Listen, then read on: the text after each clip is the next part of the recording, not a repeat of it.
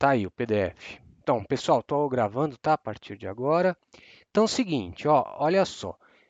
Vamos, imagina, vamos lembrar como que a gente fazia desde o cálculo 1, só que já vou falar no contexto do cálculo 2, para achar máximos e mínimos absolutos num intervalo compacto, né? Como que era? O intervalo compacto é aquele da forma AB fechado nos dois extremos. Então, no caso do cálculo 2, a gente tinha um conjunto compacto. O que era um conjunto compacto? Fechado e limitado. Ele não ia para infinito e ele era fechado. Ele continha toda a sua fronteira. Não pode ser conjunto pontilhadinho assim. Aí não é compacto, porque não é fechado. Quem não lembra disso, dá uma olhada no PDF que chama até compactos, né? Tá? Máximos e mínimos incompactos. Então você tinha lá seu conjunto compacto. E qual era o algoritmo, digamos assim, né? Você listava todos os caras, todos os candidatos a máximo e mínimo absoluto, né? Listava todo mundo. Então, no interior do conjunto, né, nesse interior do conjunto, os candidatos eram os pontos que tinham gradiente zero. Lembram disso? Foi um teorema que foi provado até. Então, os candidatos são os caras que têm gradiente zero. Então, eles vão estar na sua lista. Tá aqui, né? Esses caras de gradiente zero vão estar na lista. E aí, o que a gente fazia? A gente achava o máximo e o mínimo na fronteira, por enquanto, parametrizando. O Lagrange ele vai servir para achar o máximo e mínimo na fronteira sem ter que parametrizar. Eu acho que é mais fácil. Às vezes, parametrizar fica um pouco difícil. Então, o método que a gente fez, a gente parametrizava. Quando você parametriza a curva, você tem uma função de t, ou seja, uma função de cálculo 1. Aí você usa todas as ferramentas do cálculo 1 para achar o máximo e o mínimo nessa fronteira. Então, suponha que você achou esses dois candidatos. Aí colocava na sua lista. Aí, esses eram os candidatos. Aí você tinha a ajuda do teorema. Aí que entrava o teorema de Weierstrass. Até agora não usamos o fato de ser compacto. Então, o que o teorema dizia? Se a função é contínua num compacto, ela assume valor máximo e assume valor mínimo. Ou seja, ela tem um ponto de máximo e tem um ponto de mínimo. Então, ora, o que você fez? Listou todo mundo que tem chance de ser, todos os candidatos. O Weierstrass garante que tem máximo e mínimo. Ele é importante para isso, porque se não tivesse, o que adianta ficar listando? Não tem. É um algoritmo vazio. Então, o que você faz? O Weissers garante que tem máximo e mínimo. Você listou todos os candidatos, no interior os com gradiente zero, e fez a análise da fronteira. Então, na lista você não deixou escapar ninguém. Todo mundo que aqui que está aí é candidato, os outros estão descartados. Aí você compara, o maior valor vai ser o máximo e o menor valor vai ser o mínimo, certo? Era esse o algoritmo desde o cálculo 1 com o intervalo da forma B. Certo, gente? Não era isso? Legal, né? Agora, o Lagrange ele serve para você tentar achar os candidatos da fronteira sem ter que parametrizar, como eu havia dito. Então, eu vou enunciar, eu não vou fazer a demonstração formal, porque é um pouco complicada, mas tem no Guidorize todos os casos que eu vou fazer aqui, tá? Eu vou dar uma mostração, digamos assim, meio geométrica do porquê que acontece o que está falando o Lagrange, né? Então, tá aqui. É um teorema, tá?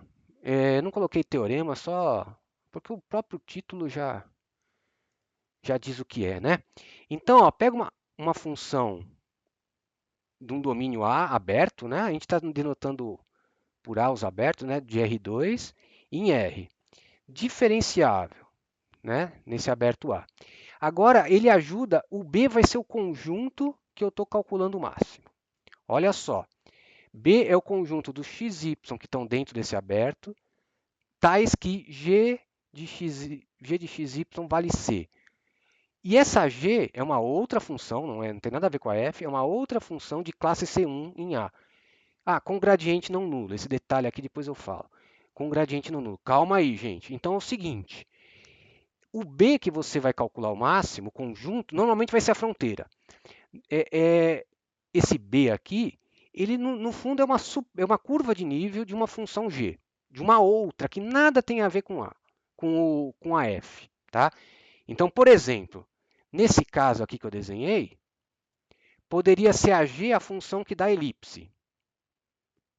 Não sei o que é x quadrado, círculo, vai, para ficar mais fácil de falar. X quadrado mais y quadrado igual a 1. Poderia ser. Ela é a curva de nível 1 dessa função g, que é x quadrado mais y quadrado. A f é a outra função, é a função que você vai calcular o máximo, assim, é a função que você quer o máximo, certo? A g, ela delimita o conjunto, tá? São duas funções diferentes aí. Tudo bem com isso, gente? É que estão envolvidas duas funções. Esse gradiente de g diferente de zero é pelo teorema da função implícita, para garantir que essa g localmente é uma curva e tudo mais, tá? Mas enfim, olha só, o teorema no fundo, o enunciado é muito simples e é bonitinho, né? Eu acho que é bonito, ó. Se x0, y0 é um extremo local de f em B, nesse B, que é o conjunto que você está calculando o máximo, né? Então, existe um lambda tal que o gradiente de f é múltiplo do gradiente de g. É simples. Os gradientes são paralelos. Tanto da f, tanto não, né? Da f e da g são paralelos por esse lambda aqui. Esse lambda que é o multiplicador de Lagrange, né? Esse é o enunciado original. Então, para você achar o máximo da f nesse conjunto B, você simplesmente busca, não onde o gradiente é zero, porque é fronteira, não é interior. O interior, ó o meu desenho. O interior é o azul aqui, né? Esses são os gradientes zero porque estão no interior. Na fronteira seriam esses risquinhos verdes. Você não procura gradiente zero na fronteira. Você procura gradiente paralelo ao gradiente da f. Certo? Gradiente de f paralelo ao gradiente de g. Certo, gente? Eu não sei se eu faço um exemplo primeiro, depois eu justifico. Eu acho que é melhor se acostumar. Eu vou voltar, depois eu justifico, tá? Eu vou fazer um exemplo para vocês não acharem que é tão absurdo assim. Depois a gente volta para justificar, pelo menos geometricamente, por que acontece esse paralelismo aqui dos gradientes. É bem legal.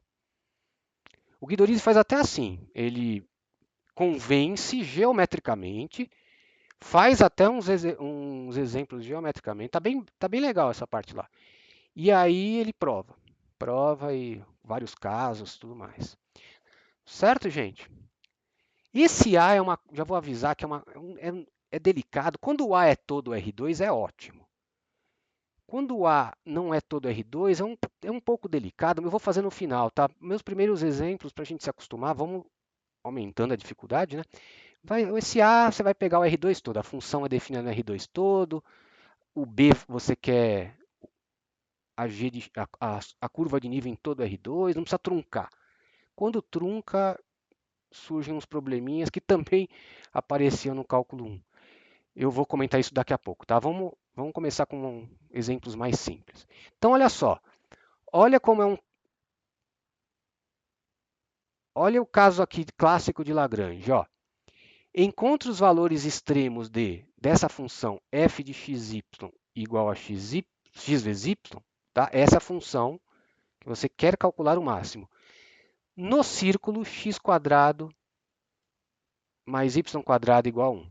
Então, ó, este é o conjunto, vai ser o B.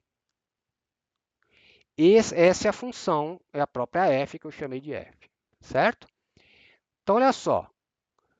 Quem vai ser meu B, como eu já disse, né? É aonde uma certa função vale um certo c constante, tá?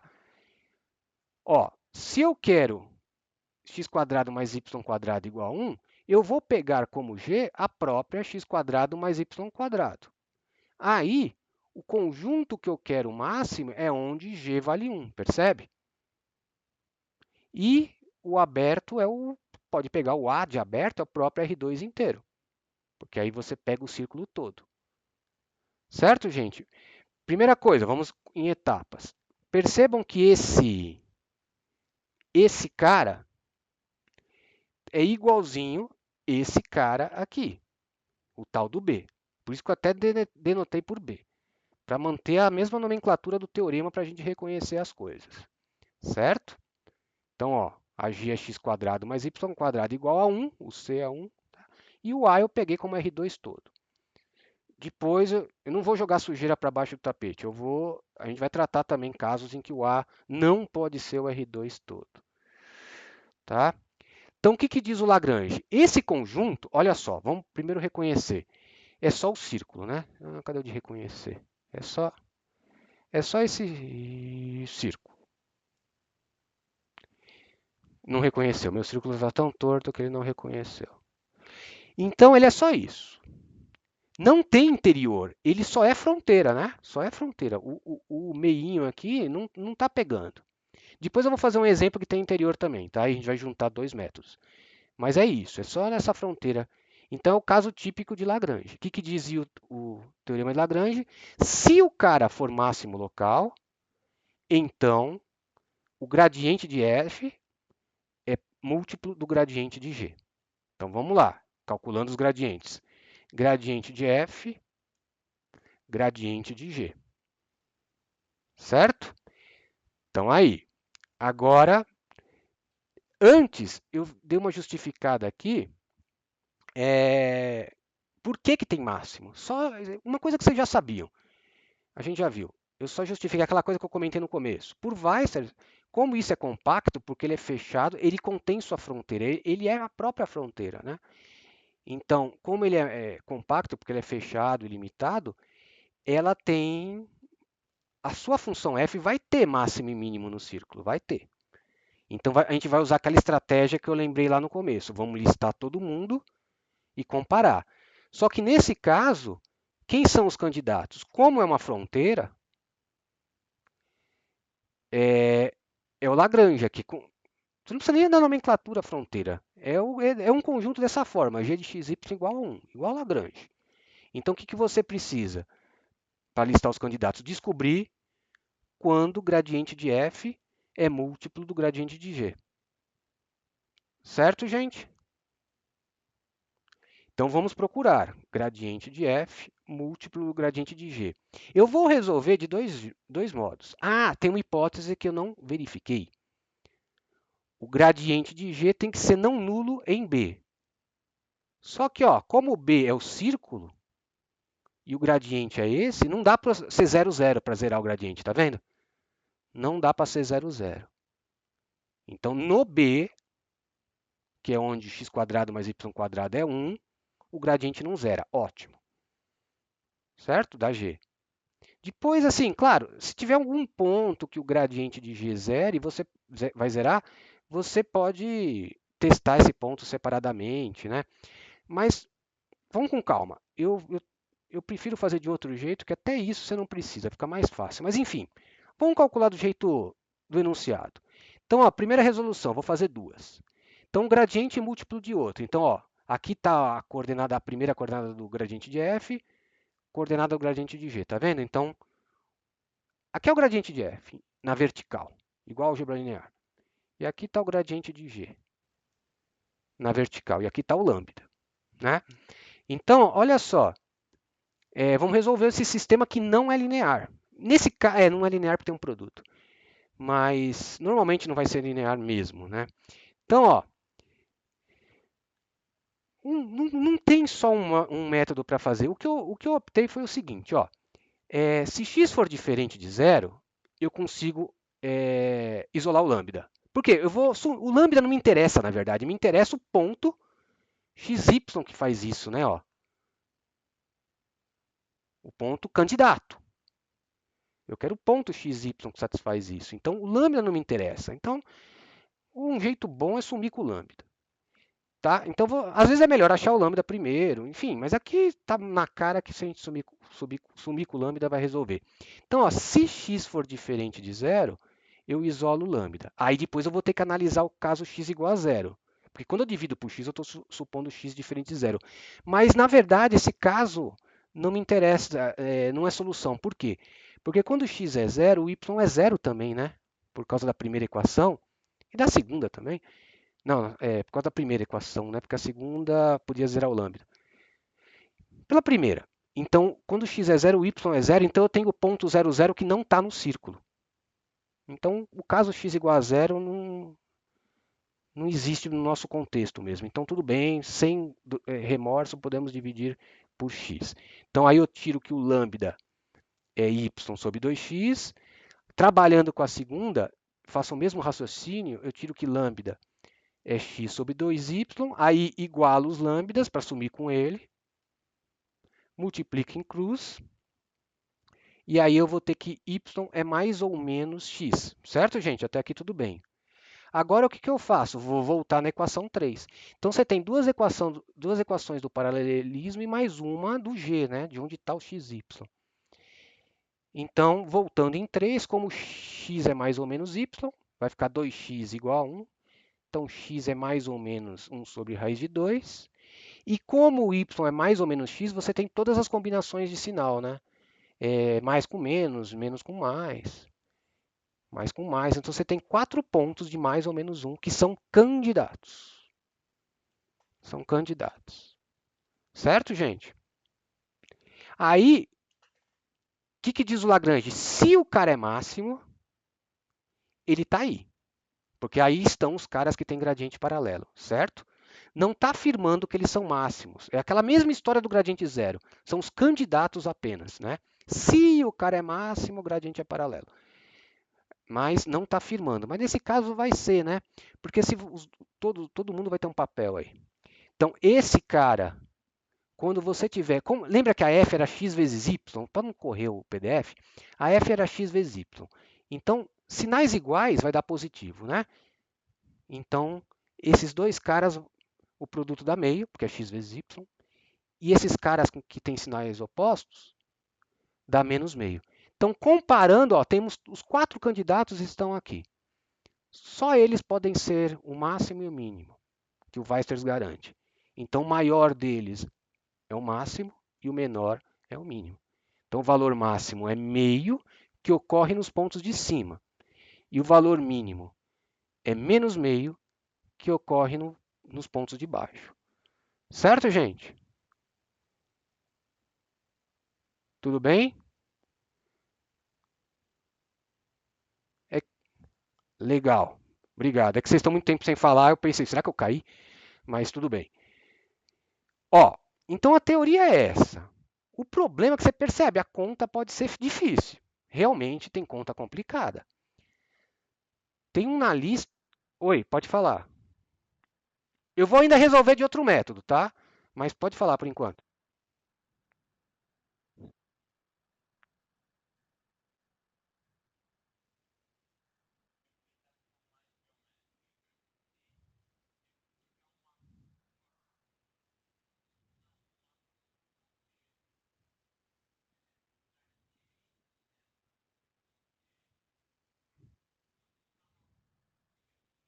De uma G, certo?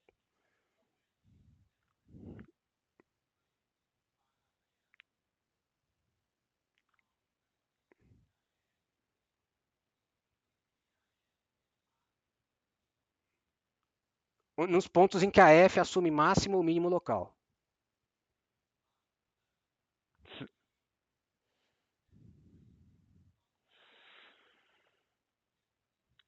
Exato, exato. Por isso que eu falei aquele desenho, né? Ó, lá no começo, é que minha internet é lenta para upload, já disse isso. Então, se você quiser um conjunto assim, que tem interior, você vai ter que misturar os dois métodos. Vai ser o próximo que eu vou fazer, tá? Então, seria na G, só aqui, na fronteira. Normalmente, essa G vai dar a fronteira do conjunto, tá? Normalmente é isso. Sim, o A sim. Eu não coloquei o AR2? Ó, o A é o R2, eu coloquei, ó. O aberto é o R2 todo. Poderia também, não ia influenciar. Daria na mesma, concorda? O zero não é um aberto em que a G esteja dentro. Ah, mas ó, Francisco, o del x, del y, ele não pode zerar no B. Então, o aberto que você vai tomar não vai fazer diferença, nesse caso, para o G não zerar. Porque no meu G é onde é 1, tá vendo? Se eu colocar R2 menos o zero e R2, o conjunto descrito vai ser exatamente o círculo. O zero já está fora dele, dessa parte, desse pedaço, né? Então dá na mesma. Para isso, para o G não zerar, mas foi uma boa observação. Para o G não zerar, a escolha do aberto não vai influenciar nesse sentido. Vai influenciar em outras coisas. Ô, João, você tinha terminado? Eu não sei, eu te cortei, desculpa, é que. Acho que sim, né? Eu vou fazer um outro exemplo que aí vai ter o interior, tá? Vai ser o próximo. Aí talvez. Eu acho que era isso que você estava querendo comentar. Mas antes de fazer o próximo exemplo, gente, ó, eu vou fazer uma segunda resolução que eu acho melhor. Eu acho, gosto. Tá, gosto meu. Eu resolvi todos os exercícios da lista quando eu dei cálculo 2 pela primeira vez, né? Eu resolvi tudo. Claro, você tem que resolver para saber o que te espera, né? O que você precisa fazer na aula. Resolvi tudo. Consegui resolver todos por esse segundo método. Eu achei que ficou mais fácil. Enfim, pelo que eu me lembro, não sei se tem algum novo aí, mas enfim, foi tudo por esse método segundo e deu certo. Ó, gradiente de f é uma implicação. Gradiente de f ser múltiplo do gradiente de g implica, isso já apareceu, lembra? Eu gosto de resolver tudo com determinante. Ó. Gradiente de f igual a múltiplo de gradiente de v implica que se você fizer uma linha com gradiente de uma matriz com a primeira linha gradiente de f e a segunda linha gradiente de g, significa que as linhas são proporcionais, né? Porque um é múltiplo do outro. Então implica que o determinante é zero. Então eu vou buscar os candidatos aqui, onde o determinante é zero, da matriz formada pelos gradientes. Isso funciona.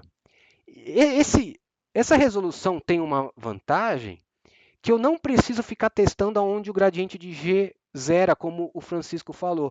Porque onde o gradiente de g zerar, a matriz vai ter uma linha nula. E aí vai acabar aparecendo sozinho, vai aparecer. Eu acho muito mais fácil. E você evita o lambda. Se você, o lambda não aparece aqui. Quer ver? Ó, vamos lá, vamos fazer por esse método. Ó, gradiente de f, gradiente de g. Eu estou buscando quando um é múltiplo do outro. Então, se um é múltiplo do outro, esse determinante zero. Porque as linhas são proporcionais por lambda, né? E a vantagem é que eu já elimino o lambda. Ó. Fazendo o determinante, eu vou ter 2y2, só para ver se eu não errei, igual a 2x2, certinho. Então, a mesma coisa, ó, x quadrado igual a y quadrado, x é mais ou menos y, aí eu vou prosseguir como acima. Eu jogo na terceira, porque eu cheguei na mesma coisa, ó, x igual a mais ou menos y. A condição de paralelismo é idêntica. Ó. Legal, né? Fica mais rápido, eu acho. Normalmente é mais fácil. Então aí você vai ter lá os mesmos pontos. Tudo bem, gente? Eu prefiro resolver assim, mas é questão de gosto. Muita gente prefere com lambda, não sei. Certo? Vamos para o próximo exemplo, então? Ah, não. Antes do próximo exemplo, é aquilo que eu falei. Para você tomar cuidado. O eterno cuidado do cálculo 1, do cálculo 2. O cara não está afirmando que onde o gradiente é múltiplo, ele é extremo. Ele está falando o contrário. Se o cara é extremo, o gradiente é múltiplo. Então você usa o teorema só para listar os candidatos e não para afirmar que eles são. Para afirmar, aí você compara. Compara, o maior vai ser o máximo e o menor vai ser o mínimo, né, se você tiver num compacto. Porque você vai ter uma linha zero. Então, os pontos que o gradiente de g zerar, você vai ter um determinante nos pontos, né, com 0, 0 embaixo. Então, vai aparecer aqui também. Então, esse cara acha não só onde eles são paralelos, mas também ele vai aparecer. Claro que não deixa de ser paralelo, né, mas não com. E vai também listar onde fura essa hipótese do teorema que é gradiente diferente de zero. Então, no fundo, você não precisa se preocupar com essa hipótese se você fizer pelo determinante. Vai aparecer os pontos que tem gradiente nulo que você teria que você não pode aplicar o teorema e você testa separadamente. Então, por isso que eu acho melhor para matriz.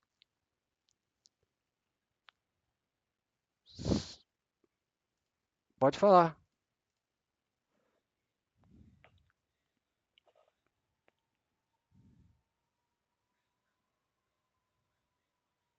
Eu vou fazer agora. Esse exemplo é para isso. Beleza, Luca. Esse exemplo é para isso, ó. Ô, João, eu vou esclarecer agora porque não vale, ó. Pode ser? Aí você pergunta depois. Então, eu estou dando um exemplo de que não vale. Ó, claro, esse exemplo eu peguei do Guidori. Eu peguei do Guidorize, acho que esse exemplo. Peguei do Guidorize, ele faz para dar errado mesmo, né? Então, ó, a sua f é x ao cubo mais y. E você vai querer o máximo bem nessa cúbica. Você sabe que isso aqui é uma cúbica, né? Y igual x ao cubo. Essa cúbica. Você quer o máximo aqui. Agora, olha só. Então, o teorema de Lagrange diz, se os gradientes são paralelos, o cara é extremo local, ou seja, máximo local ou mínimo local. Mas ele não diz o contrário. Vamos ver que falha o contrário, que foi o que o João comentou. Olha só, o gradiente de f é 3x², vírgula 1. O gradiente de g é menos 3x², vírgula 1, também vírgula 1. Então, olha só, o gradiente de f no 0, 0, que é um ponto problemático aqui da cúbica, no fundo ele está pegando o mesmo problema do cálculo 1 e traduzindo para o 2. Então, ó, o gradiente de f no 0, 0 é 0,1 e o gradiente de g no 0, 0 também é 0,1. Certo? Então, o gradiente de f é 1 vezes o gradiente de g. São paralelos. São iguais até. Só que o 0, 0 não é extremo local de f. Por quê? Se você parametrizar de f nesse conjunto, né? Nesse conjunto B. Por quê? Se você parametrizar essa curva, chama o x de t, o y é t ao cubo, né? Porque é igual a zero. Ó, t ao cubo. Aqui são os valores de f em g igual a zero, que é onde você está calculando o máximo. Vai dar t ao cubo, porque a f soma. 2t ao cubo. E claro que o 0, 0 vale zero, mas se aumenta o t, cresce, se diminui o t, a f vai diminuir também. Então, esse 0, 0 aqui não é máximo nem mínimo, vai crescer para cá e a f cresce para cá. Então, não é C e somente C mesmo, é só o C. O então, né? É o contrário, né? Daqui para cá, certo? João, era isso que você ia perguntar? Que eu te cortei? Um pouco mais?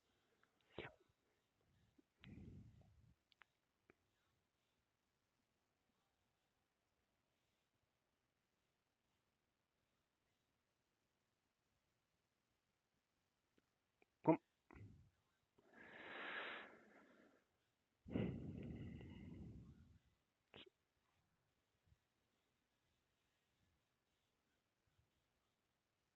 Sim.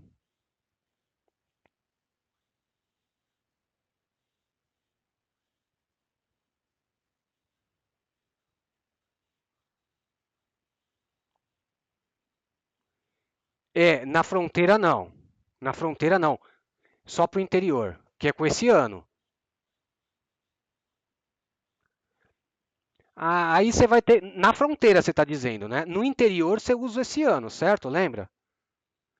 Na fronteira, você vai ter que parametrizar. Se você quer o local, é melhor você parametrizar e estudar o crescimento e o decrescimento. A fronteira é sempre um caso à parte, ó, pessoal, para todo mundo. A fronteira é sempre um caso à parte, até no cálculo 1. Aquele teste da a segunda derivada que o João mencionou também não vale na fronteira. Ó esse cara aqui. Ó, e finge que a fronteira é bem aqui. Esse cara verde, ele é o máximo local na fronteira. Mas você não vai aplicar o teste da segunda derivada aqui. Não tem nem concavidade, né? Estou fazendo uma reta para. Não vai dar. O teste da segunda derivada na fronteira vai falhar. Então você pode aplicar o teste da segunda derivada aqui, onde tem ponto crítico, onde a derivada anula. A gente também, o esse ano, você aplica nesses pontos rosa aqui, ó, candidatos aqui. Na fronteira, não. Aqui você vai ter que fazer uma análise. Se você quiser local, ó, ninguém vai perguntar local na fronteira. Normalmente é absoluto para você usar Lagrange. Aí você faz a comparação, certo? Mas se você quiser saber se esse cara é local, parametriza, usa cálculo 1 para saber se cresce, decresce, se decresce, cresce, aí vai ser mínimo, vai ser máximo. Aí você vai ter que apelar para o cálculo 1, certo? Não temos esse ano para a fronteira. Tudo bem? Acho que sim, né? Eu vou seguir. Pessoal, tudo bem? Eu respondi para o João, mas é uma dúvida que pode estar com todo mundo, né? Tome cuidado, então.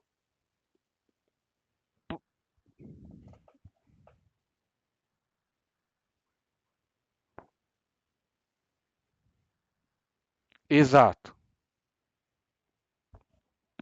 Então, o Lagrange, ele te lista os candidatos a máximo e mínimo local na fronteira. Todos os locais aparecem lá, mas ele não consegue decidir. Ele não sabe se o cara que apareceu lá é máximo local ou mínimo local. Ele fala assim, tá ali, tá? Então isso meio que não serve muito para local, porque tá, você tem lá, depois você vai ter que fazer uma análise ou com cálculo 1, enfim, fazer uma coisa mais elaborada. Então normalmente você usa para absoluto, porque aí faz esse negócio de comparar todo mundo. Você compara e aí o maior mistura com o Weisser, né? Maior vai ser o máximo absoluto, o menor vai ser o mínimo. Mas os intermediários você vai ficar sem saber se usar só o Lagrange. Realmente você vai ficar sem saber. Exato, é. Podem ser até cela, né?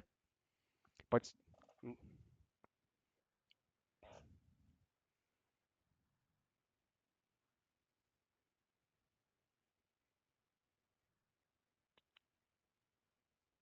Então esse ano não vai te ajudar muito, né? O melhor é fazer o listar, exatamente o que você falou, listar. O esse ano, por exemplo, você pode ter uma função assim, né? Ele vai dizer,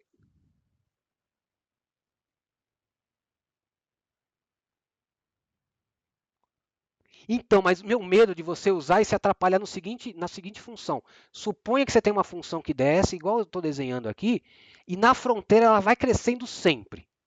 Aí Aí esse cara não vai aparecer nesse ano, porque está na fronteira. Então você vai ter que comparar com a fronteira também. E-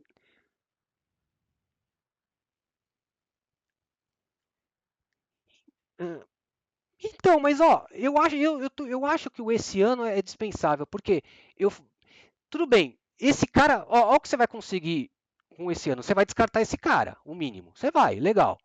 Mas eu acho que é mais fácil você fazer a lista com todo mundo do que ficar descartando os mínimos e as celas para ter o máximo. Concorda? Você faria com gradiente igual a zero, mas ó, não sei se eu pensei.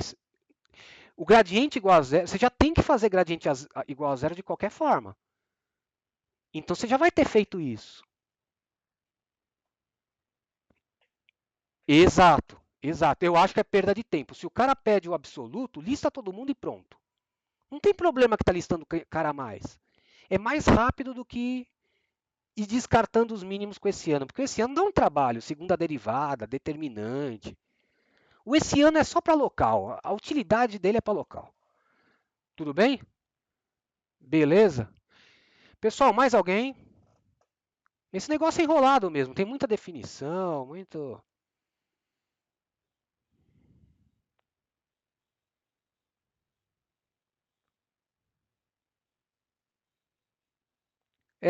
É melhor. É melhor porque aí você enxerga como é a coisa.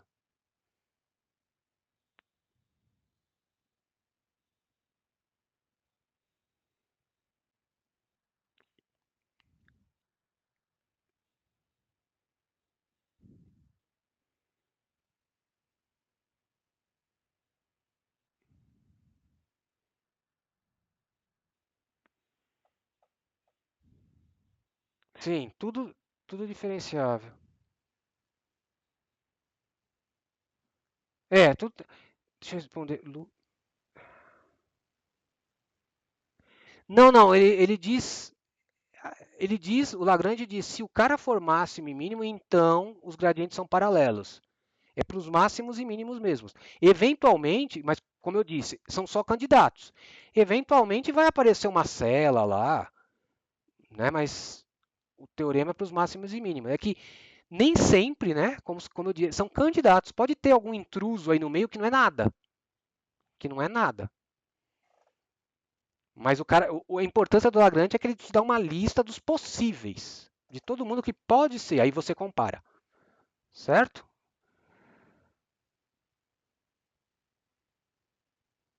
Pessoal, posso fazer então o próximo exemplo?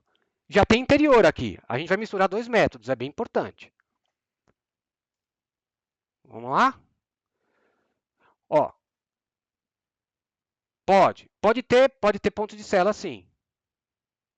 Por isso que você tem que fazer algo mais, um erro comum. Percebe que esse problema, então eu fico assim, mas eu sei, é confuso mesmo. Esse problema se arrasta desde o cálculo 1. Quando você faz a lista, né, aparecem pontos que têm derivada zero igual x ao cubo, né, que não são máximos e mínimos, né, aparecem. Por isso que você precisa fazer algo mais, né? Que no nosso caso aqui é comparar todo mundo para pegar realmente o cara máximo e o cara mínimo. Esse problema ele se arrasta desde o cálculo 1. Aparecer intrusos, né? Aparecer gente que não é nem máximo nem mínimo, certo?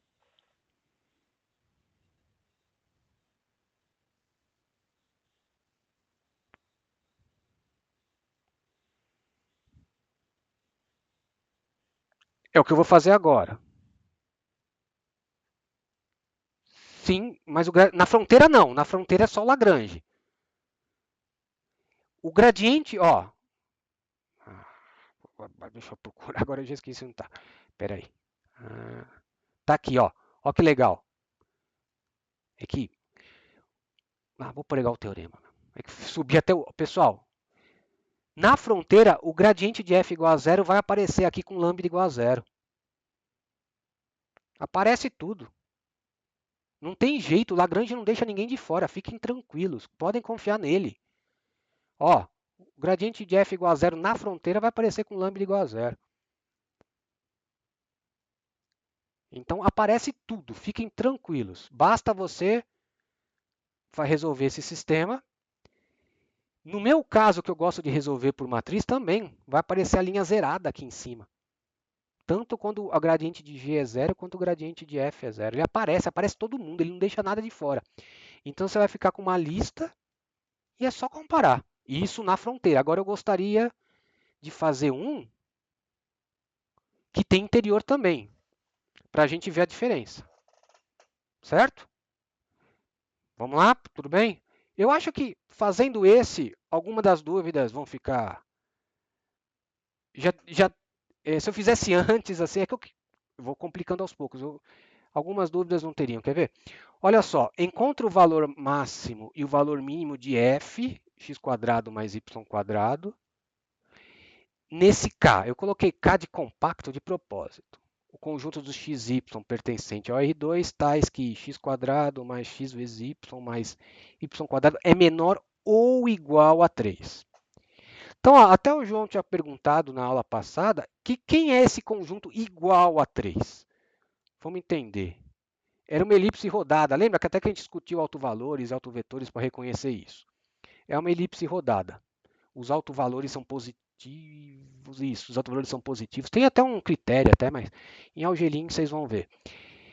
Só que é menor ou igual a 3, a fronteira aqui é o igual a 3. Só que menor ou igual a 3 você pode ir para dentro, né? Por exemplo, 0, 0 está aqui. Você entra para. Pega o interior da elipse. Certo? Então agora tem interior. Estamos complicando aos pouquinhos, vocês veem? Então é o seguinte, ó. K, eu escrevi só para. Porque eu não vou deixar esse desenho horrível aqui. K é uma elipse e seu interior. Certo? Assim. Então aqui são métodos diferentes. Você não consegue escrever isso com igual a 3 só. Igual a 3 é a fronteira. Menor que 3 é o interior. Então são dois métodos diferentes. Aí que você tem que reconhecer o que é fronteira, sabe? Normalmente a fronteira é igual a C e o interior é menor, né? Vai dar algo desse tipo. Então, ó, primeiro, você vai ter que fazer igual o cálculo 1, dividir em duas etapas. No cálculo 1, você via os candidatos no interior do intervalo, depois testava os extremos. A diferença, o método é o mesmo. A diferença é que os extremos aqui é muito mais difícil. Os extremos do intervalo, né? Porque é toda uma curva. Aí você vai usar Lagrange ou parametrizar isso aqui. Eu vou usar Lagrange. Eu acho bem mais fácil.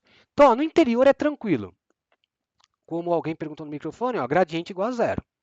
Ó, candidatos no interior, gradiente igual a zero. Então, gradiente igual a zero, 2x, 2y igual a zero, gradiente de f é fácil. Que é somente ser xy igual a zero, zero. E aí eu já calculei o f de 0, 0, que é zero. Pessoal, o que diz aquele teorema do gradiente zero? O único cara que pode ser máximo ou mínimo de f no interior é o 0, 0. Os demais pontos do interior da elipse estão descartados. Eles estão descartados. Os outros não têm chance. O 1, 1 não tem chance. A 1 não está no interior, né? Pega uma 1 menos 1, vai, para poder dar um negativo ali no produto. Então, isso, dá certo. Então, eles estão descartados. Só o 0, 0 tem chance de ser seu máximo e mínimo no interior. Agora eu vou fazer a análise da fronteira. O que no cálculo 1 era só comparar dois extremos do intervalo, aqui ou é uma parametrização ou é um Lagrange. Então vamos lá. Candidatos na fronteira. Então a fronteira é quando é igual a 3. Eu vou chamar de g essa função aqui. Oi.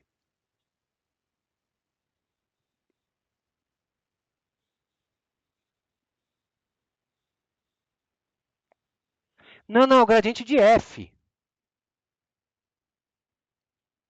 O gradiente de g é para Lagrange, não é para... O gradiente de g não importa no interior. É gradiente de f igual a zero. Agora sim eu vou calcular o gradiente de g, que é o que você falou, ó, tá vendo? Esse é o gradiente de g. Pessoal, me antecipei aqui, mas tudo bem. Esse é o g, que é a função que dá a elipse como curva de nível, né? E aí... Ah, é um pouco, sim. Mas, enfim... mas, enfim, vocês vão lidar com cálculo o tempo todo, gente. Não tem jeito, viu?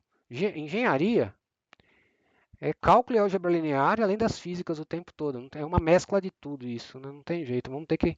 Uma hora a gente se acostuma. Então, olha só. Mas nesse caso, João, era só você olhou para a função errada só.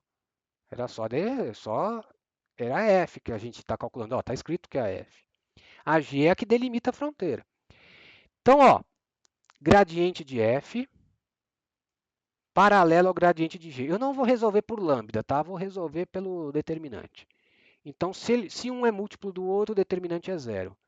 Então, aí eu calculei o determinante. 4xy mais 2x quadrado, certinho, menos o simétrico, né? Tá, certinho.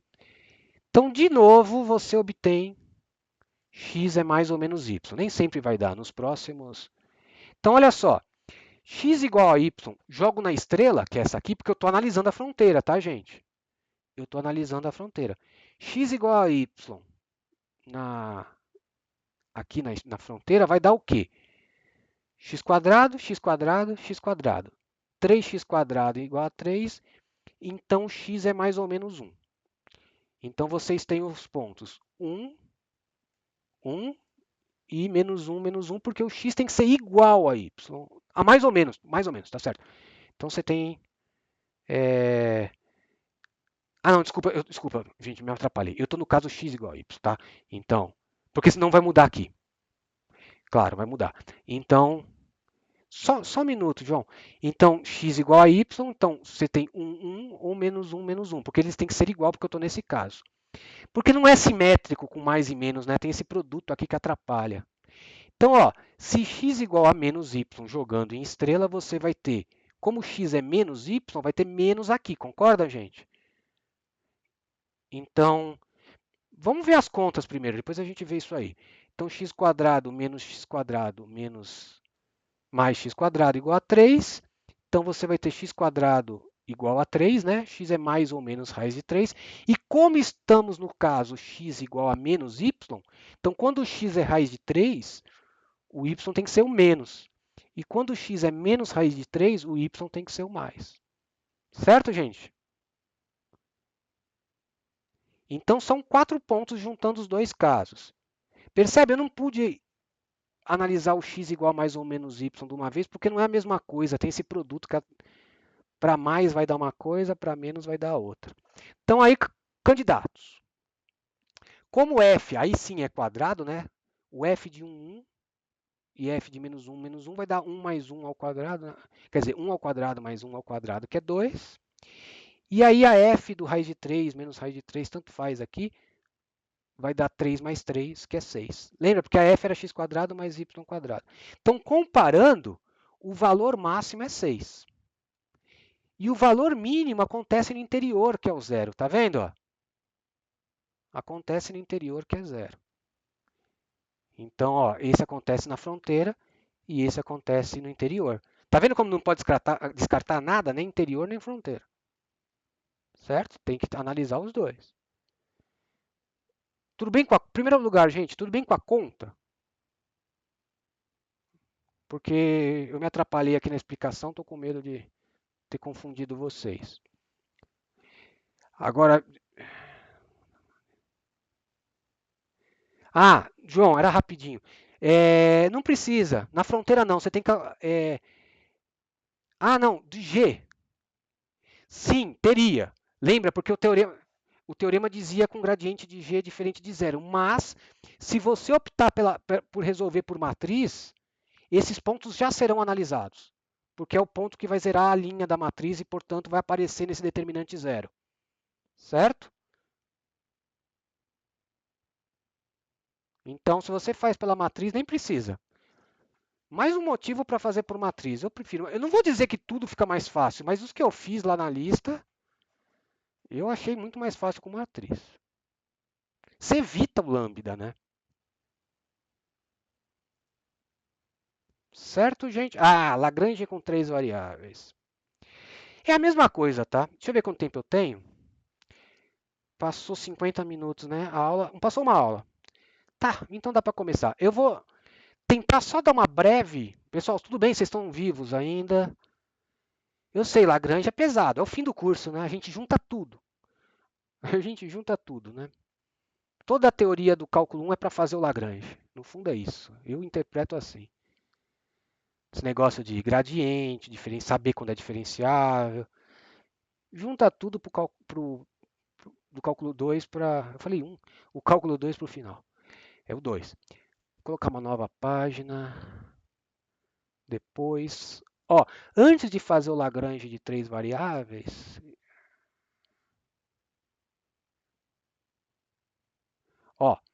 Vou tentar dar uma breve justificada por que funciona Lagrange. É o que o Guidorizi faz, tá? Ele faz geometricamente e depois ele prova formalmente. Quem quiser. O capítulo chama Método dos Multiplicadores, ou seção, né? Método dos Multiplicadores de Lagrange. Está lá a demonstração de todos os casos que a gente vai ver. Então, suponha que a sua G, a curva que você queira calcular o máximo, seja assim. Vou fazer bem. Aqui vai ficar ruim. Suponha que ela seja assim. Essa é a G, tá? G igual a zero, G igual a C. Aí, o multiplicador é pelo lambda, né? Os lambdas é o que está no Guidorizi, pelo menos. Eu não sou muito bom com nomenclatura, vocês já devem ter percebido. Eu meio que ignoro as nomenclaturas, mas é o lambda que aparece na fórmula. Por isso que eu anuncio original, né? Senão eu anunciaria já direto com matriz, né? Mas aí o nome fica esquisito, né? Multiplicador de Lagrange, você não está multiplicando nada. Então, pelo original, você vê lá o multiplicador mesmo. Pessoal, ó, suponha que essa curva que eu estou querendo os máximos e o mínimo local, certo? E a minha f está definida nesse plano branco inteiro. Agora, olha que legal. Se você olhar, vamos olhar para as curvas de nível da f, da função que você quer o máximo. Olha o que acontece. Suponha que as curvas de nível vão crescendo à medida que eu estou andando para cá. Então, aqui a f está crescendo. Então, suponha que aqui é curva de nível 1, curva de nível 2, curva de nível 3, tá? Está aumentando a f assim. Aí, o que, que vai acontecer? Eu devia ter entortado mais, ó. Qual vai ser o primeiro ponto que a f vai tocar? As curvas de nível de f vão tocar na curva vermelha, que é g igual a c. Então, o primeiro ponto vamos ver se eu consigo desenhar. O primeiro ponto que a primeira curva de nível toca vai ser esse aqui. Suponha que aqui valha 4 a f. Certo? Então, é o primeiro ponto que ela tocou. Lembra que a f está crescendo. Então, se ela tocou aqui, vale 4, o primeiro que tocou, ela está crescendo para cá, no outro ponto, no próximo, não existe o próximo ponto, mas um pouco mais para cá, já vai ter outro valor, 5, e por aí vai. Então, o que acontece? O primeiro ponto que ela tocou é 4. Se você andar um pouquinho mais para cá, já aumenta a f. Então, sei lá, 4,1, 4,2, 4,5 até 5, certo? Porque a gente está imaginando esse exemplo simplificado que a f está crescendo para cá.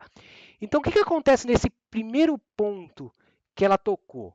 Vai ser o mínimo local, porque é o primeiro que ela encostou. Depois dele já vai crescer, porque ela está crescendo assim. Claro que isso precisa provar.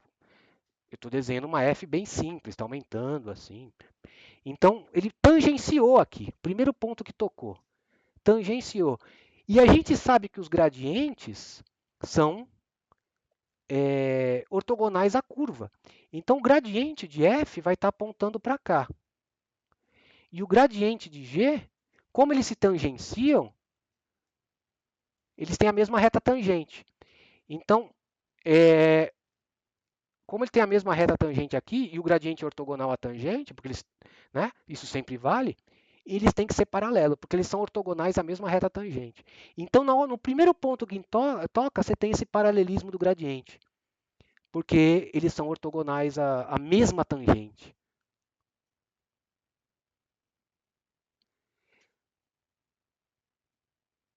Não, mas a Z você não está enxergando, João. A Z está no. Eu estou desenhando só o domínio, por isso que eu estou desenhando os níveis. Quando você desenha o nível, você não desenha o Z. Então, o Z está aqui nessa curva 5, o Z está na altura 5. Nessa curva 4, o Z está na altura 4. É isso. E aqui, ó, quando tocar, eles se tangenciam. As curvas se tangenciam. Então, os gradientes têm que ser paralelos. É isso que dá para demonstrar pelo Lagrange. Você prova formalmente isso aqui. Então, aqui está aumentando, aumentando. Aí vai, sei lá, tem uma curva 6 aqui. Opa, outra cor, né? Vai ter uma curva 6 tocando, mas isso é só para convencer. Vai ter uma curva. Aí vai aumentar para cá, mínimo local também, gradientes paralelos. Aí quando chegar nesse máximo também, ó, eles vão se tocar, gradientes paralelos.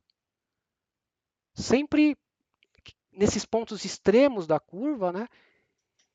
Você faz isso, você estuda justamente aonde essas coisas se tangenciam, né?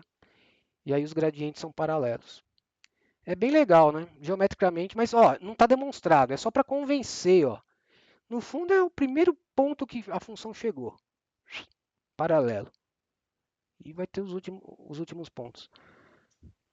Certo, gente? Mas é só para convencer, tá?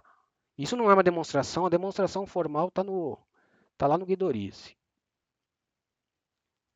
Não sei, eu acho bem bonito, bem geométrico o teorema, né? Paralelismo de gradiente, uma coisa bem legal. Bom, vamos começar o de três variáveis? Porque é a mesma coisa, então eu não queria deixar passar muito. Pelo menos um exemplo eu faço. O enunciado é idêntico. Cadê? Tá, é que eu estou com medo de ter deixado esquecer alguma coisa. Ó, percebe que o enunciado é idêntico. Ó, eu só troquei diferenciável por C1, porque lembra quando a gente está com funções de 3 variáveis, a gente não definiu o que é diferenciável. Lembra que eu falei? Até vamos já supor C1 para não ter que fazer limitão com 3 variáveis. Ninguém merece aquilo lá com 3 variáveis ainda. Então, a gente já está supondo C1, que é mais fácil verificar derivadas parciais contínuas, tá? Mas a rigor valeria para diferenciável. Então, a mesma coisa, ó, gente. F de classe C1, em um aberto do R3 agora, e B, o conjunto dos caras onde a G vale C. Igualzinho.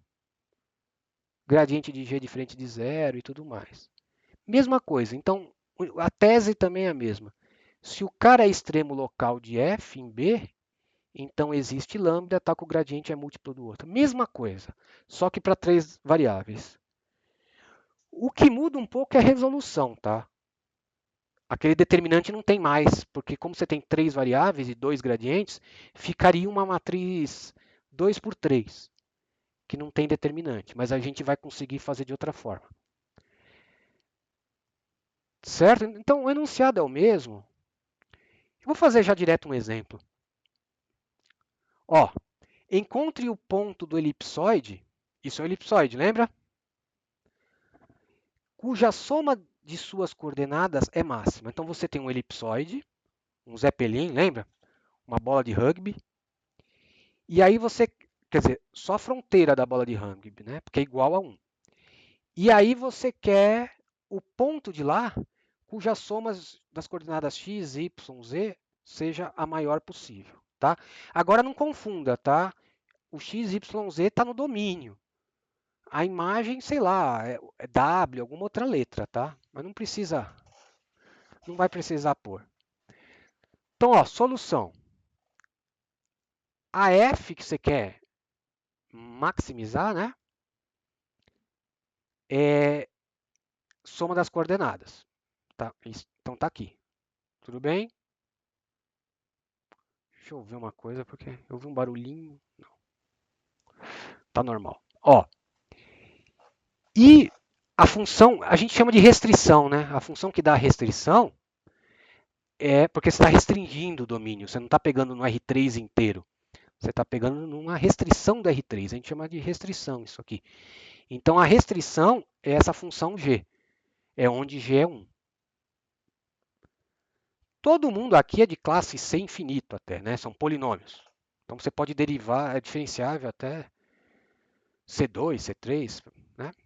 Enfim, uma hora vai zerar, né? Essas derivadas parciais. Então, quem vai ser o B? É o conjunto de todo mundo do R3. Depois eu vou discutir esse caso quando o B não pode ser o R3, tá? O R2. Vamos com calma, gente. Vamos entender primeiro a mecânica para depois ver os detalhes. Então, o conjunto do A do R3, o conjunto dos XY do R3, tais que G é 1. Isso vai descrever o elipsoide. Tudo bem até aí, gente? Ó, igualzinho o Lagrange, tá? Vamos achar os gradientes. De novo, o gradiente de G não zera no elipsoide. Porque tem que ter pelo menos uma coordenada não nula para dar 1. Certo? Então não vai zerar no elipsoide. Então tá direitinho sob as hipóteses do teorema de Lagrange. Então o que diz o teorema de Lagrange?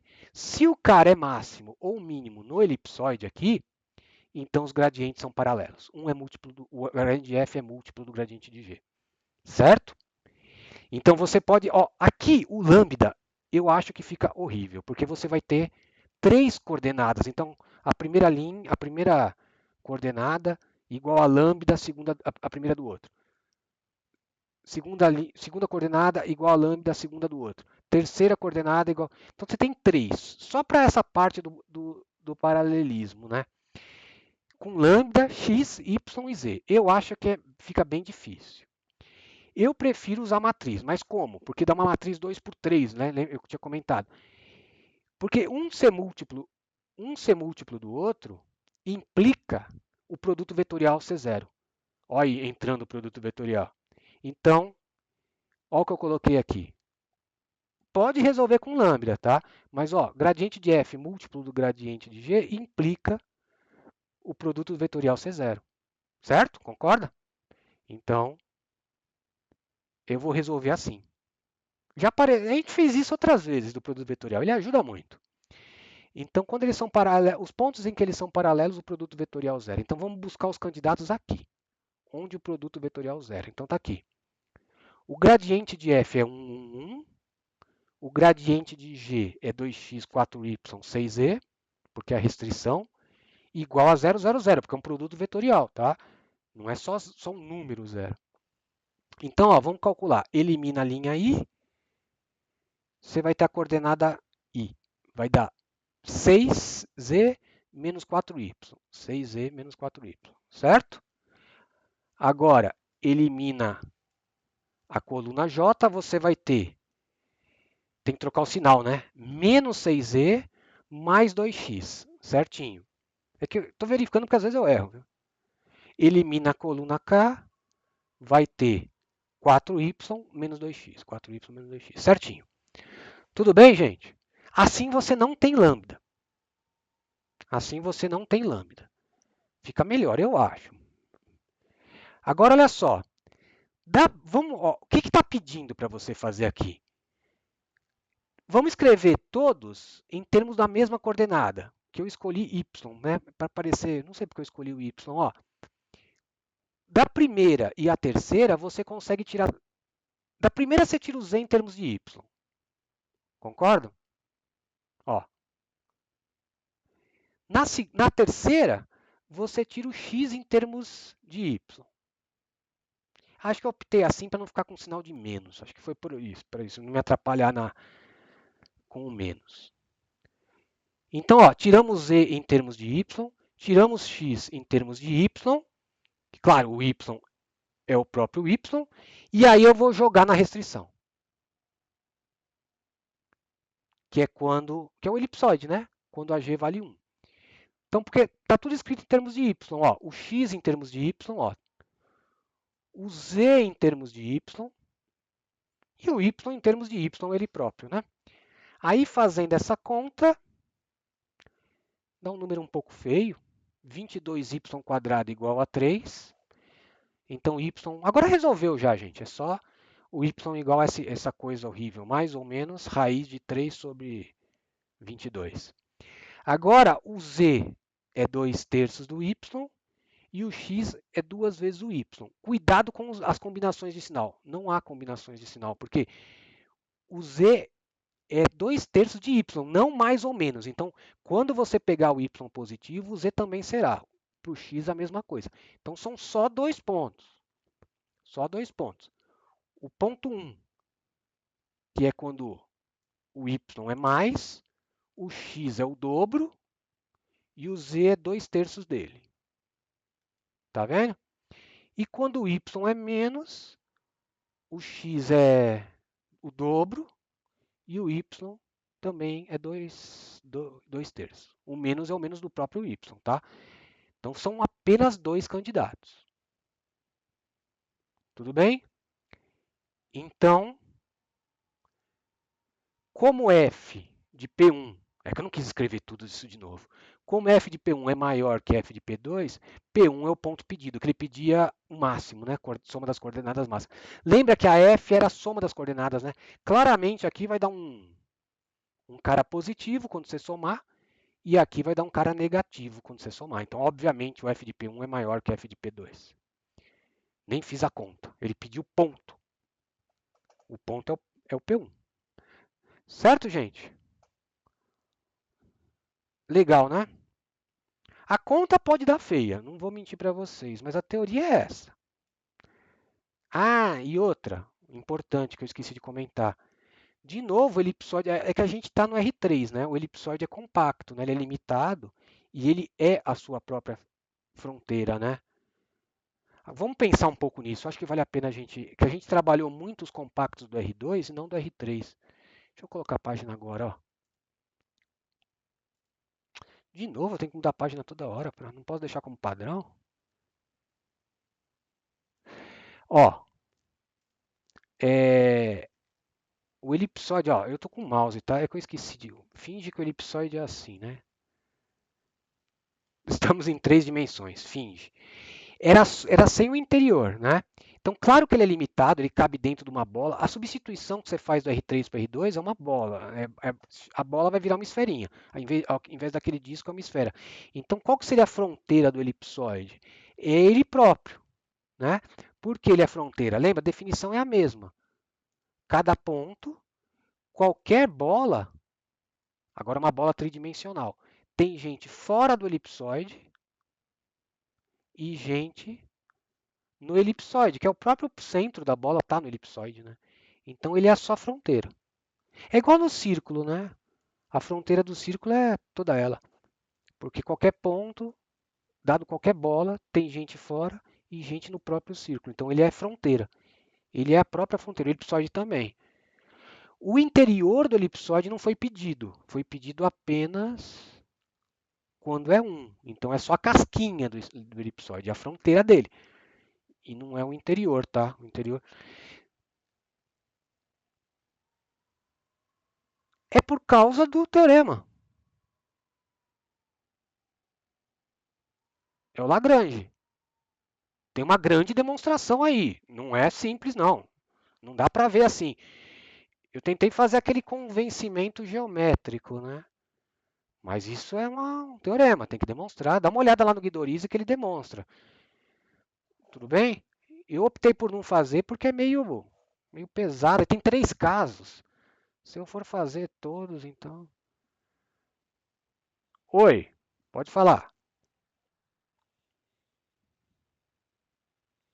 Uhum. É que agora é superfície, tá? É de superfície, tá? Mas tudo bem.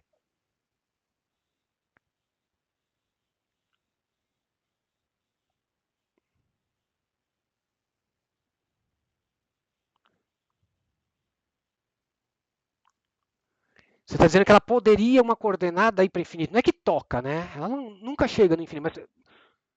Então, aí o problema é que ela não seria compacta. E aí não dá para garantir a existência do máximo e mínimo. Lembra? Compacto tem que ser limitado. Certo?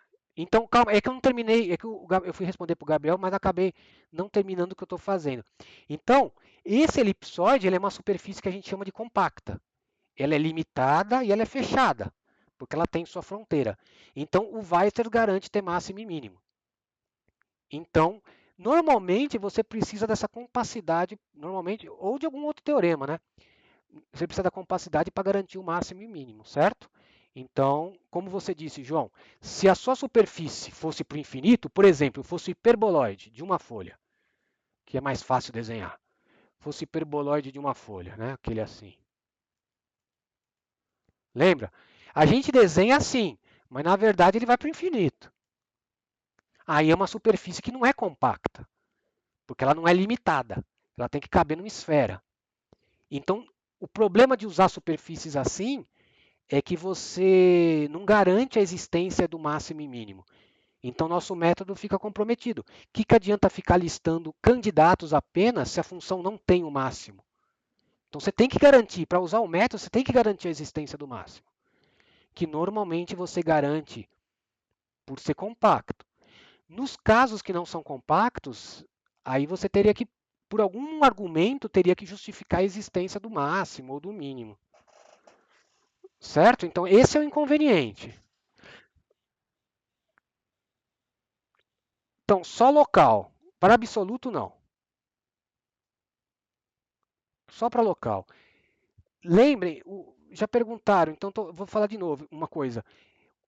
No cálculo 2 acontecem umas bizarrices, por exemplo, ter um máximo, um único ponto crítico, ele ser máximo local. Lembra que eu fiz? O único ponto crítico, ele é máximo local, mas não tem máximo. Ele como que era? Tem máximo local, mas ele não é máximo absoluto. A função nem tem máximo absoluto, porque acontece bizarrices. Então, não confie no esse ano. Para absoluto, não. Só para locais. Quando o cara diz, classifique os pontos críticos, aí é esse ano. Em locais, cela, aí é esse ano. Agora, absoluto, nem tente, não vai servir. Se a função fosse assim, ó, sei lá. Aí você ia listar esse cara, mas e aqui?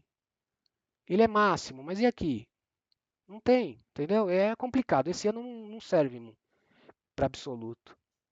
Só para classificar como local. Certo, gente? Eu não sei o que eu faço se eu já falo do recorte. Vamos fazer mais um exemplo de três variáveis, vai. Oi, pode falar. Eu ia fazer outro exemplo, mas.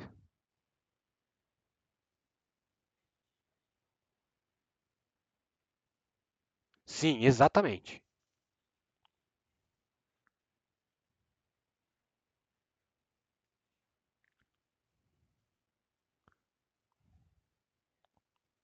Ui-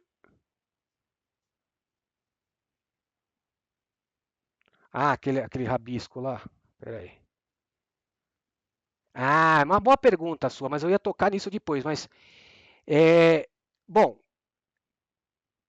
eu acho que eu sei o que você ia perguntar. Se fosse uma fronteira tipo limitada, assim, né?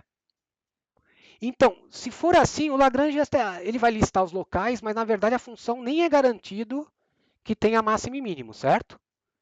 Porque não é compacto. Tem que ser fechadinha e limitada. Então aqui o Lagrange perde um pouco da utilidade assim. Porque você vai listar esses dois, esses três, na verdade, ó, são três caras que o gradiente são paralelos. Ó, os gradientes são paralelos. Você vai listar esses caras, mas na verdade, como a tua função está crescendo para cá, não tem o máximo. Então você vai listar à toa, né? Porque, por que não tem máximo? Porque não é compacto, não é uma curva limitada. Beleza. Então, normalmente você precisa da compacidade para garantir a existência do máximo absoluto e poder aplicar o Lagrange. Então, nesse caso, o melhor seria parametrizar para estudar essa curva. O melhor seria parametrizar. Agora, olha só, tem alguns exercícios da lista, já que você tocou nesse assunto, que a curva é assim, ó. É uma hipérbole até. Eu até vou comentar qual é depois. Finge que isso é uma hipérbole truncada, mas que tem esses pontos. Aí ela já é compacta, porque ela é limitada cabe num círculo, e ela é fechadinha, porque ela contém toda a sua fronteira, ela própria é a sua fronteira. Aí tem máximo e mínimo. O problema, a gente vai ver por quê, o Lagrange não vai pegar esses pontos. É igual do cálculo 1, que você forçou fechar. Tá? Aí dá para aplicar se for assim, mas o Lagrange não vai pegar esses pontos, aí você vai ter que testar. Mas isso eu vou falar depois do exemplo. Mas é só para te deixar ciente desses problemas. De fato, tem muito problema no método. E a gente tem que contornar. Beleza, eu vou lá, por exemplo, depois se sobrar um tempo, senão vai ficar para a próxima aula. Eu falo dessas curvas mais bizarras. Imagina. Deixa eu...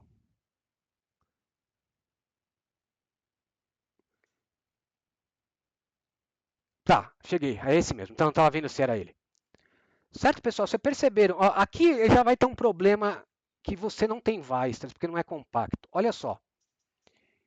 Determine o ponto do plano π mais próximo da origem, sendo π este plano aqui, certo? Ele quer o ponto do plano π que mais está perto da origem. Então, ele é um caso de restrição igual Lagrange, né? Uma função igual uma constante. Beleza. Agora, qual que é o problema desse plano π? É o que o colega de vocês acabou de perguntar, só que sobre curvas. Ele não é limitado. O João também perguntou. Ele não é limitado. O plano ele vai para infinito, concorda? Ele vai para infinito. Então, não é compacto, não é porque não é limitado. Esse é o problema do plano. Então, como é que eu vou garantir que tenha máximo e tenha mínimo? Qual o ponto dele mais próximo da origem? Eu tenho que garantir, antes de mais nada, a existência do máximo e do mínimo. Senão, eu não posso aplicar esse método. Eu vou ficar listando um monte de gente e nem sei se esses caras. Nem sei se tem máximo. Eu preciso garantir o máximo. Ou mínimo, né? Depende do que o exercício está pedindo. Então, ó, vou fazer um desenho aqui. É... Finge que isso é o plano, que é a restrição. E aqui está a origem, tá? Então você quer o ponto do plano mais próximo da origem. Tanto, ó, esse plano não é compacto, claro, do jeito que eu desenhei ele ficou limitado, mas você tem que imaginar que o plano vai para infinito, para todas as direções aí. Então, claro que não tem o mais longe da origem. Não tem máximo, concordam? Não tem máximo.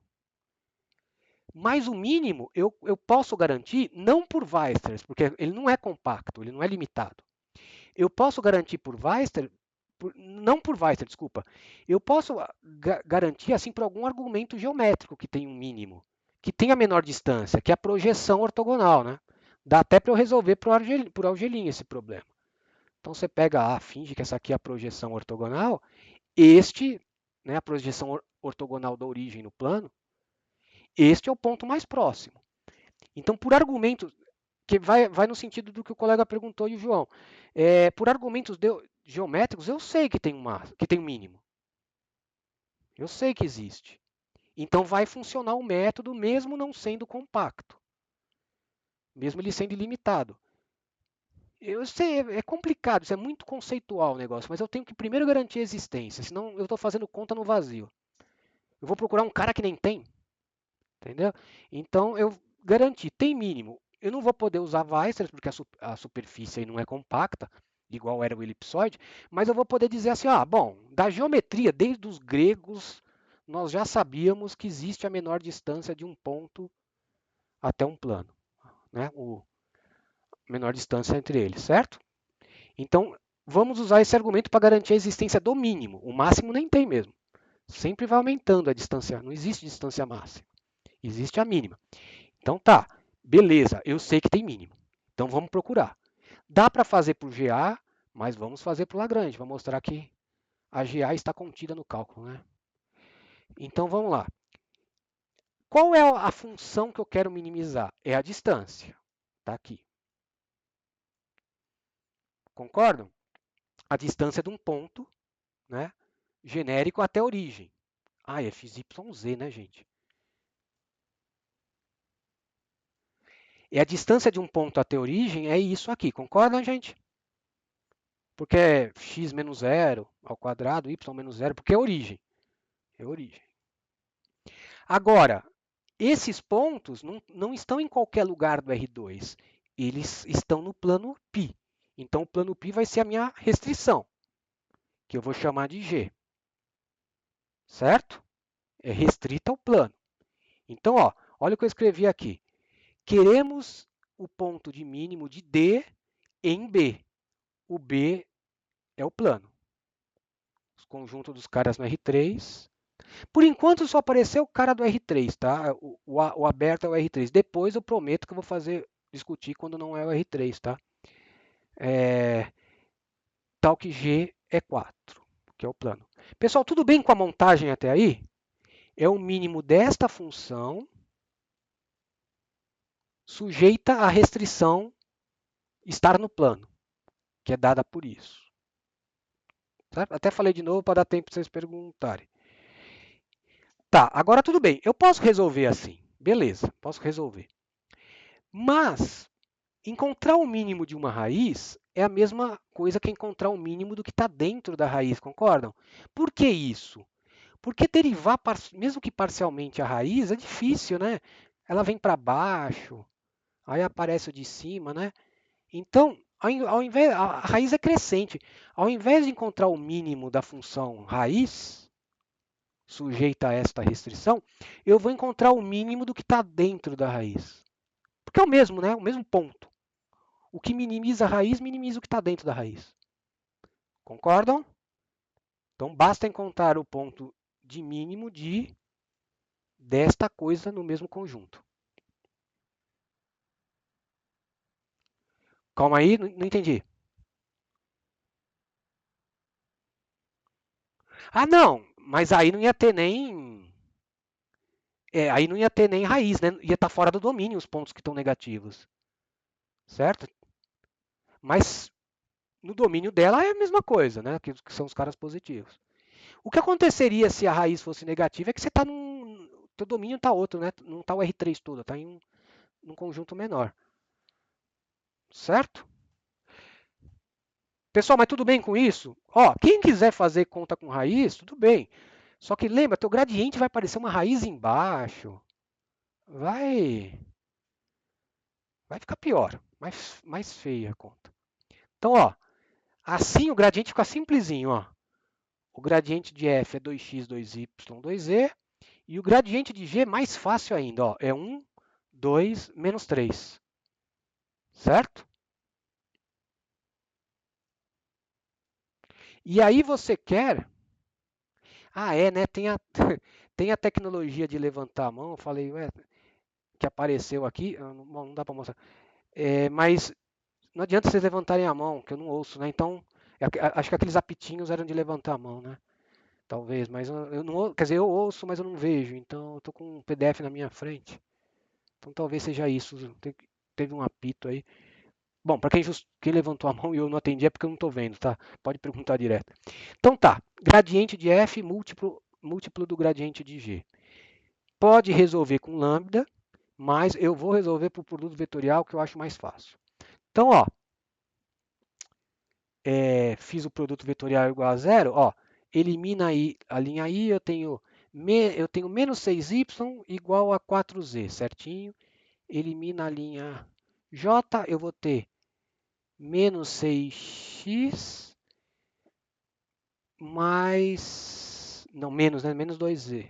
Não, peraí. Menos 6x e aí 2z, certo? Porque eu já passei para lá. E, enfim, elimina a linha K, você vai ter isso aqui. É que eu já passei para lá, então fica mais fácil até. Então, tá, eu resolvi pela. Tá aqui, ó. Até aqui é o produto vetorial dando zero. Estou fazendo muito rápido, né? Eu queria falar uma coisa antes de acabar. O produto vetorial dando zero. Aí eu vou fazer a mesma técnica que eu usei do elipsoide lá. Eu vou tirar todas as variáveis em função de uma só. Para não aparecer fração, ficou mais fácil deixar tudo em função de x. Então, z é menos 3x, certinho. Y, 2x, certinho. E aí eu vou jogar na equação do plano. Ó, x, 2y, menos 3z. Tá vendo? Essa aqui é a equação do plano. Igual a 4. Exato, é. João, como dá zero não importa o sinal. Por isso que eu não me preocupei e já passei para lá, exatamente. Cuidado, hein? Só quando dá zero, claro. Só quando dá zero. Então é isso, certo? É, tá resolvendo 14x igual a 4, x igual a 7 sobre 2. Não, 2 sobre 7, desculpa. Portanto, você tem um único ponto. Tá vendo? Então, cuidado, ó, se for na dissertação em escrita, você vir com esse argumento, como só encontramos um ponto e o exercício pediu de mínimo, então é mínimo. Não é essa a justificativa. A justificativa é: nós sabemos que existe um mínimo por argumentos geométricos, tem a menor distância de ponto a plano. Como este é o único candidato, não preciso nem comparar. Vou comparar com quem? Ele é o único candidato, então ele vai ganhar. Então ele é o ponto de mínimo. Não tenho com quem comparar. Claro, né? Não tem outro candidato aqui, porque só vai aumentar a distância, né? Cadê o desenho que eu fiz? Ó, essa distância só vai aumentando. Esse cara está aqui, o meu candidato. E aí você vai aumentando. Pessoal, se alguém lembra da fórmula de distância da projeção ortogonal, eu já esqueci tudo de ponto no plano lá, você vai ver que vai ser esse cara. Tá? É um produto escalar, né? Com os vetores da. Enfim, tem uma. Na Algelinha a gente aprende. Vai ser esse cara o candidato. Então, mas se a origem tivesse contida no plano ele próprio, ele mesmo, né, ia ser a menor distância, porque é zero. Você não precisaria nem em conta, mas o método ia funcionar. Ia acontecer que o único candidato é zero. Certo? Tudo bem, Arthur? Deixa eu ver.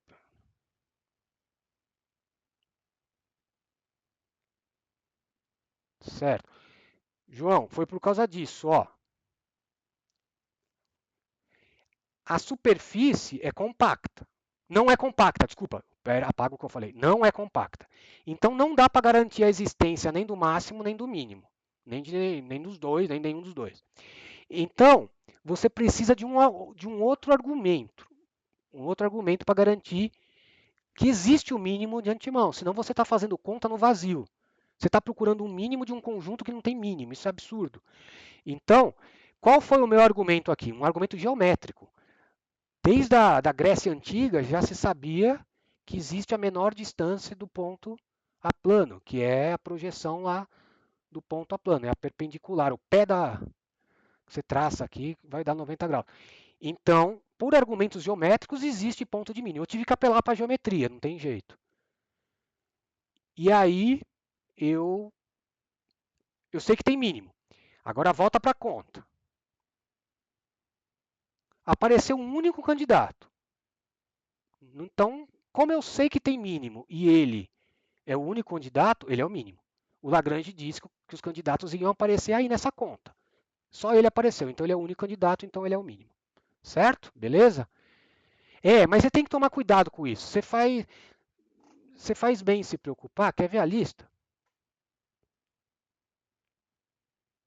Ah, não. Eles não vão colocar exercício assim que dê para resolver por outros métodos, a não ser que alguém vacile. Normalmente a gente vai fazer um exercício que precise de cálculo realmente. Né? Eu coloquei esse só porque tem uma interpretação geométrica e tudo mais. Né? Deixa eu ver só a lista. Cadê? Essa? Lista 7, né? Ah, ó, quer ver o que já dá para fazer com esses dois métodos que vocês podem pensar? O 2.1 e o 2.2, tá? Lembrem. Ah, não. Aqui eu já sugiro, não mexam ainda no 2. O 2.3a, o B não mexam ainda com isso, porque tem cortes, eu não falei dos cortes, eu vou falar na aula que vem, tá? Essas coisas quando você corta, igual eu falei para o colega de vocês. Então, olha só, dá para fazer o 2.1 e 2.2, tá? Eu sugiro que pelo menos vocês pensem no C, o 2.1c, porque é uma curva truncada. Igual eu falei para o colega que perguntou, é uma hipérbole que o cara truncou. E aí eu queria ver como vocês vão lidar com esse truncamento. Eu vou comentar, tá? Mas acho que eu vou comentar só na aula que vem. Não quero comentar em 10 minutos porque é polêmico. Mas eu queria que vocês pensassem no C. 2.1c não é o mais importante. Não. Lembrem que eu já fiz o B do 2.1, tá? Pensem no 2.1c, é o melhor. Mas, assim, Lagrange puro é o 2.2.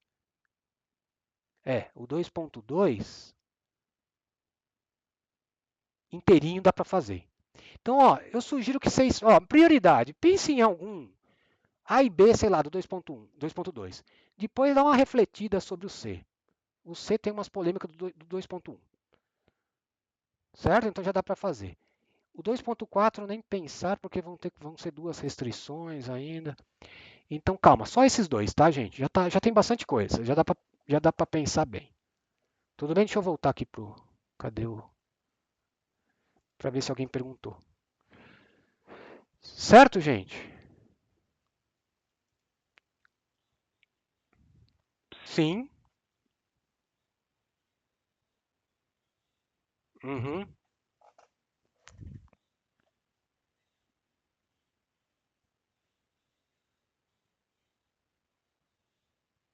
Então, mas é aí que tá. O Lagrange. Mas aonde é que você vê o furo do teorema de Lagrange? Não é que é furo, não é furo. Eu vou parar de gravar porque eu estou pensando em subir assim mesmo.